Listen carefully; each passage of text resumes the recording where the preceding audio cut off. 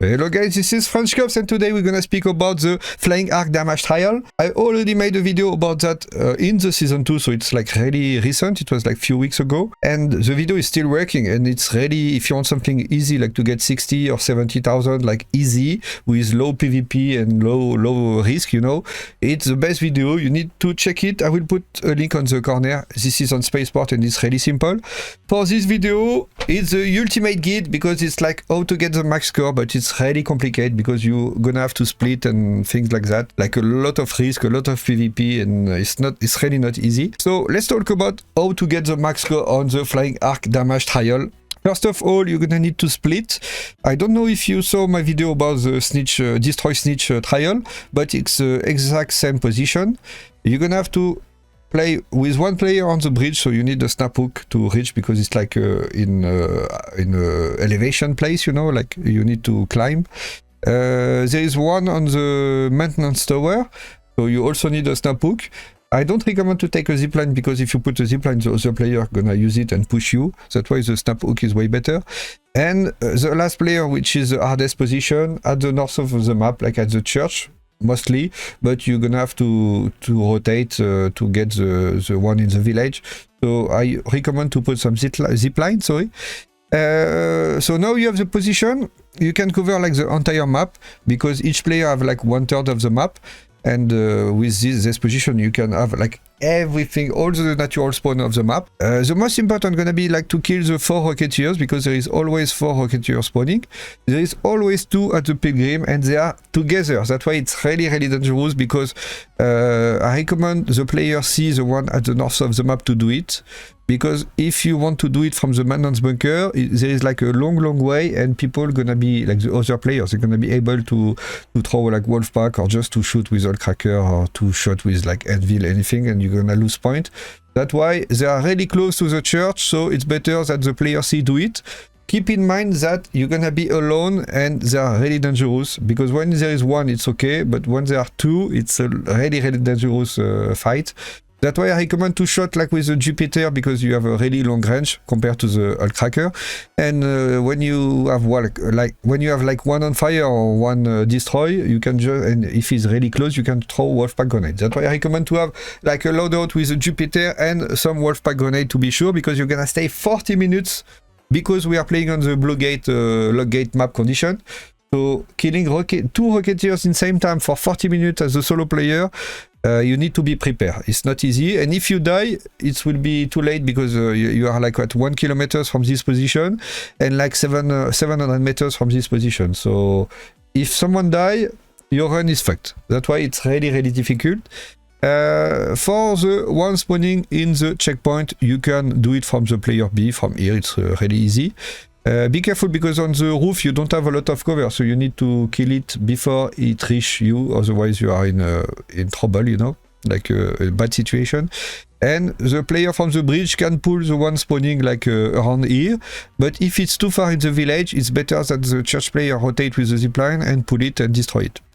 That's why you're gonna have a lot of work as the player C, because you're gonna probably have to pull everything around the village and everything like around the north. So it's like a really big area, and you have like 3 Rocketeers on 4. So it's a lot of job. Then it's simple. You just take like a Cracker for player A or player B or Jupiter, like both are really nice. And I recommend for the player here to take like a Osprey sniper because sometimes you're gonna have to shoot like really far away. So if you want to pull like the snitch and everything, you know, really far, it's better to have a Osprey sniper. Otherwise you can play with a Renegade or a Venator, you know. Medium ammo are really nice because you're gonna kill a lot of Hornet and they drop medium ammo. So if you miss ammo, you can just collect them. That's why medium ammo is really nice. And the light ammo to kill the Hornet and stuff like that is really bad. That's why I also recommend a Jupiter or a Cracker, not only for the Rocketeer, but also to kill like the Hornet and the Wasp, like you can one-shot the Wasp and stuff like that. So it's really nice. I think we did all the important information. So technically, with this position, you don't need to use the snitch scanner, which is really insane because they are so boring to farm. Like everybody in the game don't like to collect things before to start a run. It's really boring. That's why you really don't need the snitch scanner. But I recommend to take at least one line each. It's like 4 stacks for each. Because when you start a game, you're gonna be able to throw like six snitch scanner and throw a wolf pack. So you get like 4,000 points instantly. And at the end of the game, when you're going to the extract and you're at the extract, you can also throw like 6 and wolf pack. So you get 4,000. It's already 8,000 points. And if you have like some downtime, like you have nothing to do, you can throw like a snitch scanner and destroy the 2 wasps. So you get points instead of nothing. That's why you can take just a few snitch scanner. You can also, when you destroy the snitch, you can also collect the snitch scanner and throw it, so you have more points and stuff like that. But you don't have to farm them. Like the natural spawn are the most important, and thanks to that you're gonna have more space in your inventory, so you can take like more wolf pack, more barricade, more everything, like more ammo, like more weapons, more healing. So it's a big difference. It's really nice.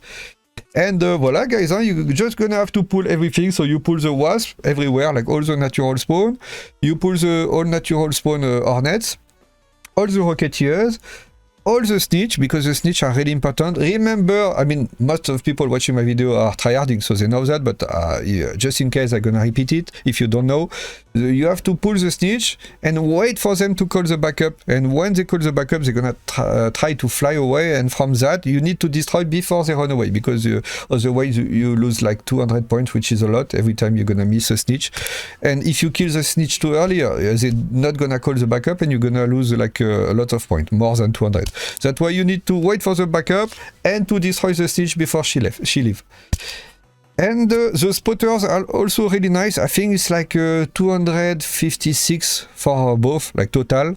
So since they are respawning every like 50 seconds or something like that, by 40 minutes it's like 10,000 points. So it's really important from the player B to pull the spotters every time they are available. I mean, that have to be like the lowest priority. Like if you see a Rocketeer, priority number 1. If you see like Wasp or Net, priority number 2. And if you have nothing to do, you can throw a snitch scanner or you can pull the spotters. Be careful about the spotters, because if they reach you before you kill them, they're gonna spot you, and the roof is really small, and the bombardier gonna kill you. So except if you go down, but you're gonna lose time, etc. That's why if you pull them, you need to destroy them instantly. I mean, they die like in few shots. It's really easy. Just don't miss your shot or you're fucked. And voila. The video was a bit shorter than usual. 8 minutes. It's a long one, but. The explanation is simple. I mean, it's not simple, but when you know the explanation, it's like simple to understand. Otherwise, it's really complicated, because usually people are like, oh, but we need snitch scanner. So, I mean, you can guess that you're not gonna use a snitch scanner. Like, everybody is using the snitch scanner since like 3 months, and the meta is just changing now, like after 3 months, for no reason. So, at least you get the best information always, thanks to me, as always. And most of my content is free, like 95%, so I don't know, there is like few people complaining, like 1% people are complaining. You don't even need to watch the full run. Like this explanation, if you do it, you can get 100,000 points easy. Like it's really simple, you just need to be good at the game. And I see there is other YouTubers who do like a full run video, but they don't do any explanation. I think I'm the only one doing good explanation, because most of the people, they just put the full run and they don't explain anything. It's useless. Even my own full run, like the one you are watching if you support me, they are not really important, because if you are not a good player, you won't be able to do what I'm doing, because we don't have the same level. So if you don't understand the explanation, watching the full run is useless. Watching the full run can be good, like for someone really good at the game and he missed few information, like, oh, okay, he did that, okay, so I remember, things like that. But if you are like not a pro player, it's really useless to watch the full run, guys. That's why, if you want to support me, it's like a little plus, like a little bonus, but the explanation is 95% of the work. So there is no paywall. Every time I say paywall, there is no paywall, no shit like that. It's not a pay-to-win channel or anything.